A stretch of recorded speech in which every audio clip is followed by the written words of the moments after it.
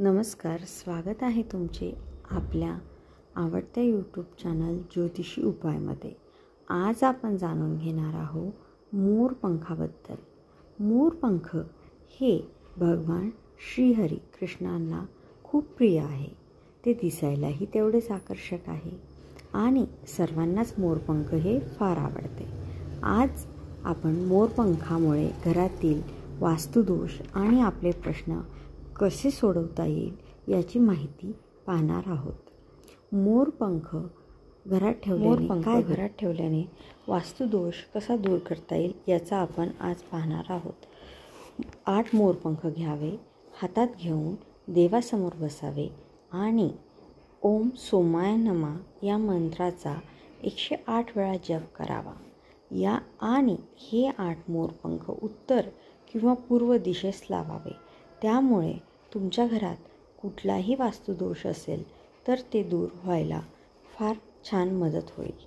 तुम्ही दुसरा उपाय करू शकता, जो की तुमच्या घराला नजर लागत असेल किंवा घरातील व्यक्तीला नजर लागत असेल तर मुख्य दरवाजाच्या वर 3 मोरपंख लावावे बाहेरच्या साईडने। म्हणजे येणाऱ्या जाणाऱ्यांची नजर ही मोरपंखावर पडते आणि आपल्या घरातील व्यक्तीला किंवा घराला नजर लागण्यापासून त्याची रक्षा होते। तिसरा उपाय आपण धनासंबंधी पाहणार आहोत। एक मोरपंख नेहमी आपल्या पैशाच्या तिजोरीत ठेवावा, कारण मोरपंख तिजोरीत ठेवल्याने माता लक्ष्मी प्रसन्न होऊन आपल्याला पैशाची कमतरता जाणवत नाही व पैशाचा ओघ कुठल्याही दिशेतून किंवा गोष्टीतून यायला सुरुवात होते।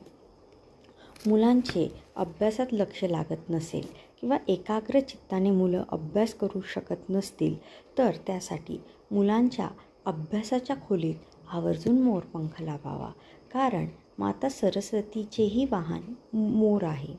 त्यामुळे मुलांना अभ्यासात प्रगती करायला व अभ्यासात एकाग्र व्हायला मोरपंख नक्कीच मदत करेल। हे सर्व उपाय केल्याने तुमच्या आयुष्यात नक्कीच फरक पडायला मदत होईल। व्हिडिओ आवडला असेल तर लाईक करा, शेअर करा आणि सबस्क्राईब करा। यापुढेही आपण असेच व्हिडिओ पाहत राहणार आहे। धन्यवाद।